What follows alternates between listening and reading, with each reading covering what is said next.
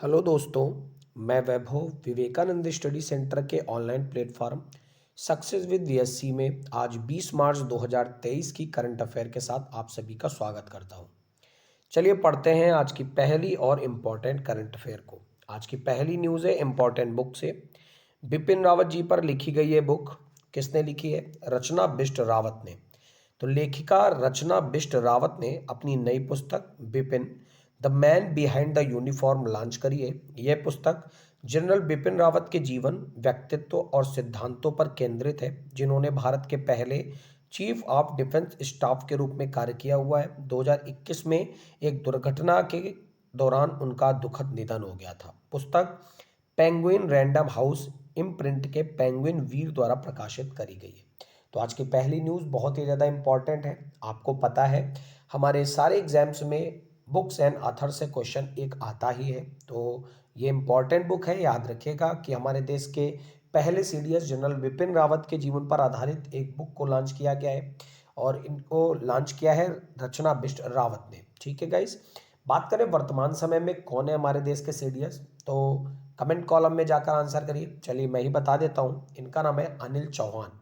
ये हमारे देश के प्रेजेंट टाइम में सीडीएस है। ठीक है, सीडीएस एक ऐसा पद होता है जो भारत में तीनों सेनाओं से सर्वोच्च होता है। भारत में 3 सेनाएं हैं, वायुसेना, नौसेना और इसके अलावा थल सेना। ठीक है, बात करें अगर वायुसेना की, तो इंडियन एयरफोर्स डे मनाते हैं, कब मनाते हैं? 8 अक्टूबर को। ठीक है, आर्मी डे कब मनाते हैं? 15 जनवरी को। इसके अलावा नेवी डे कब मनाते हैं? तो याद रखिएगा 4 दिसंबर को मनाते हैं।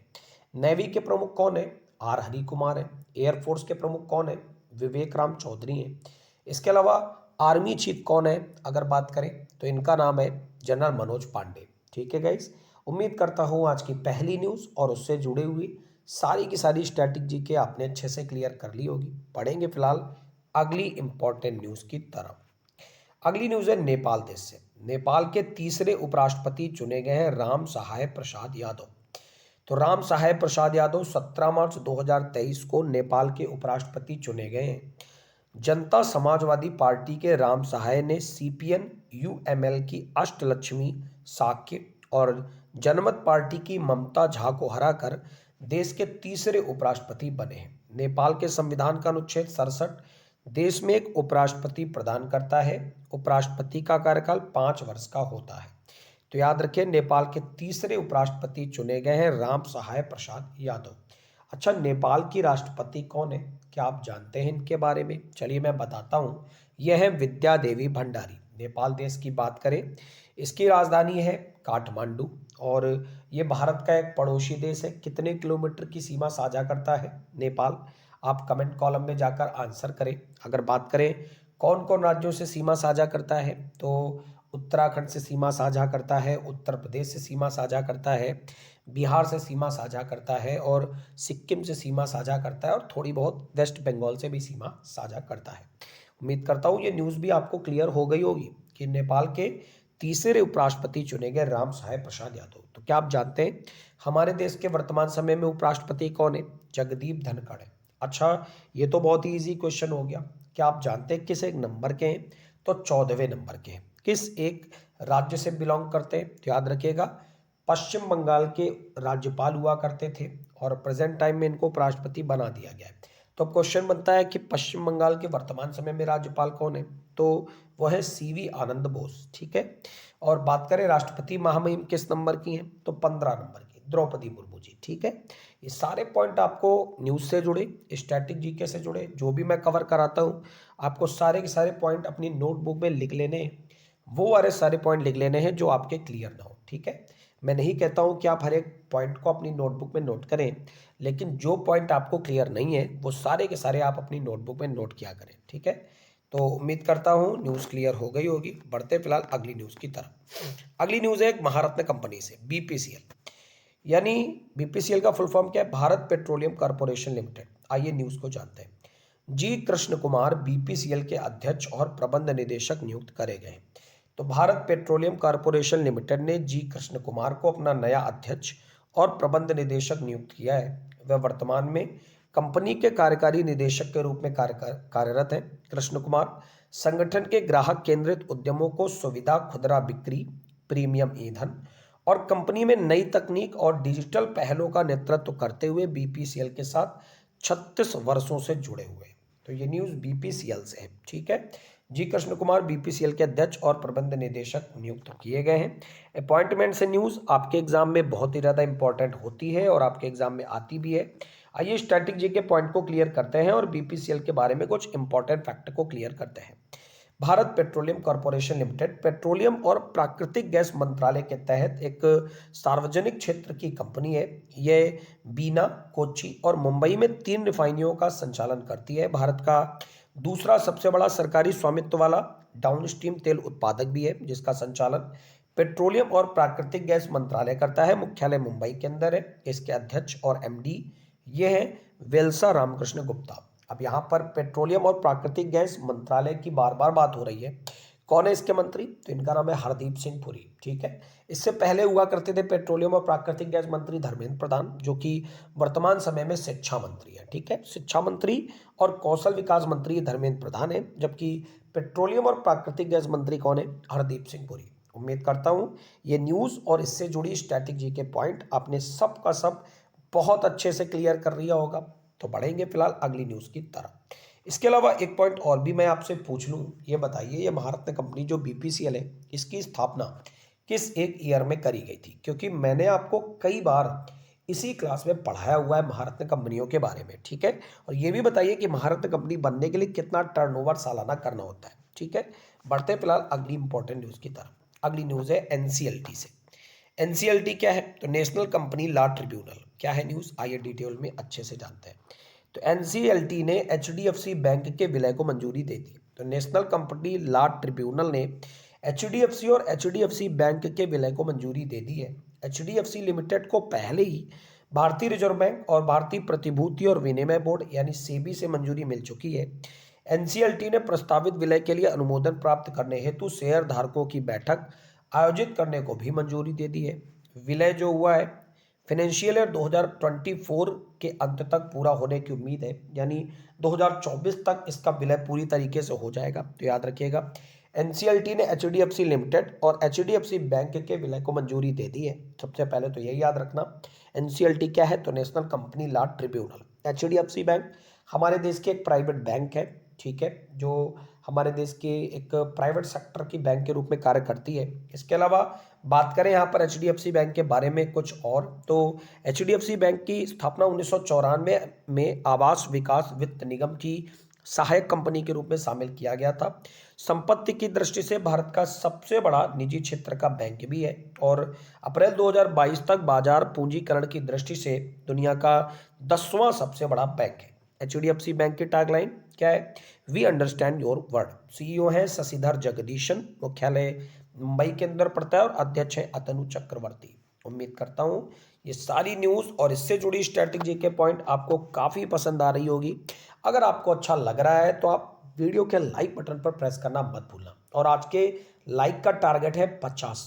ठीक है। तो आप सभी लोग ज़्यादा से ज़्यादा दोस्तों के साथ शेयर करिए, जिससे ज़्यादा से ज़्यादा लोग जुड़ के इस चैनल के साथ इस चैनल की हेल्प का मजा उठा सके। बढ़ते फिलहाल अगली न्यूज़ की तरफ।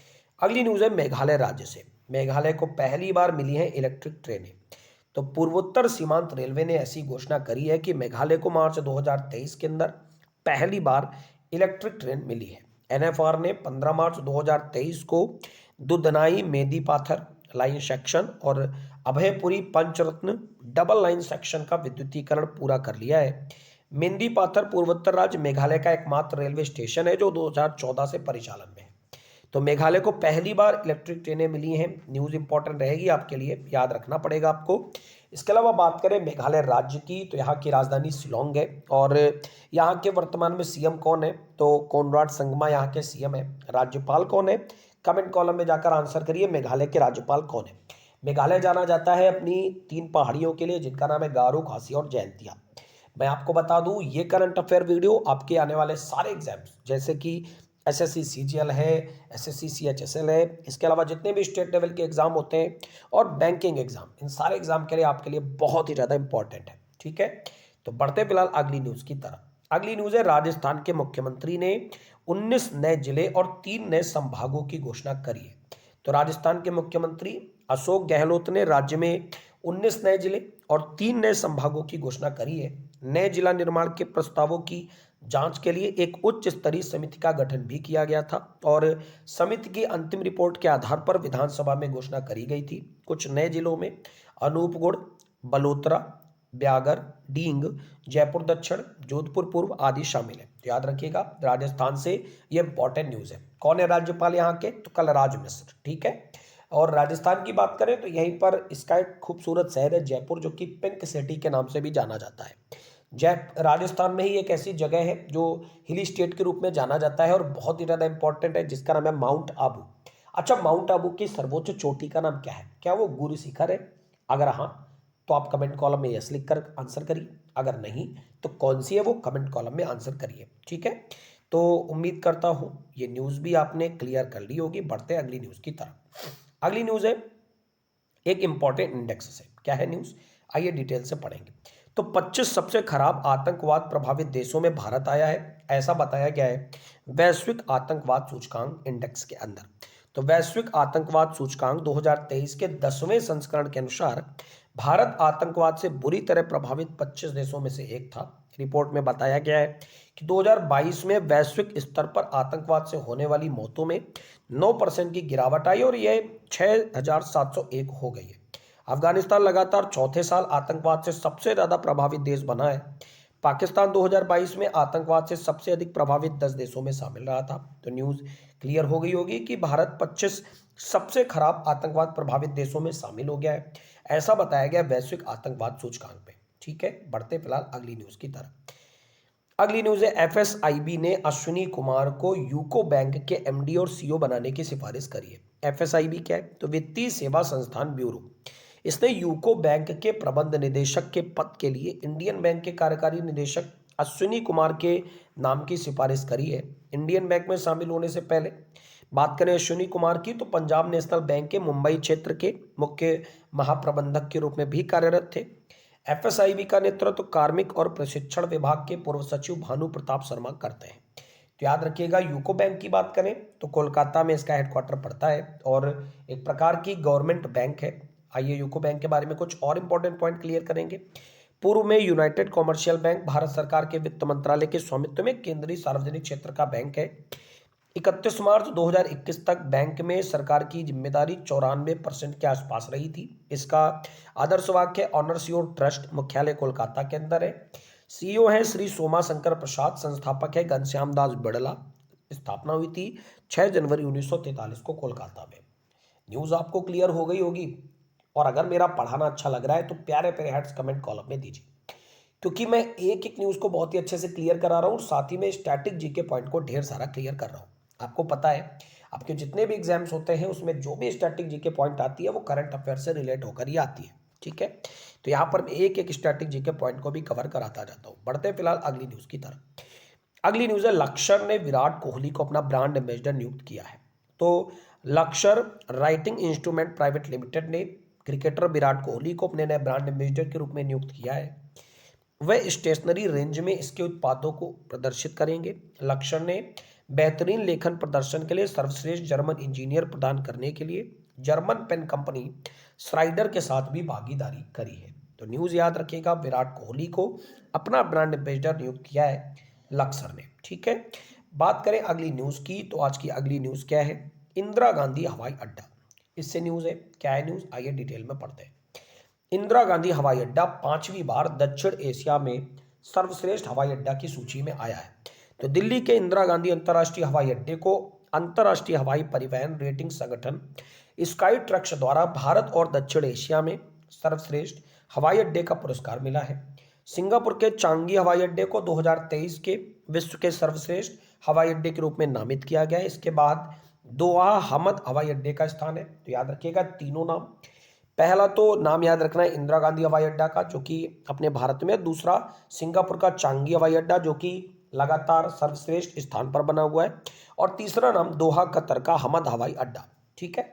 रिपोर्ट के अनुसार दिल्ली हवाई अड्डा, जो कि इंदिरा गांधी अंतर्राष्ट्रीय हवाई अड्डा है, दुनिया भर के शीर्ष 50 हवाई अड्डों में शामिल होने वाला एकमात्र भारतीय हवाई अड्डा भी है।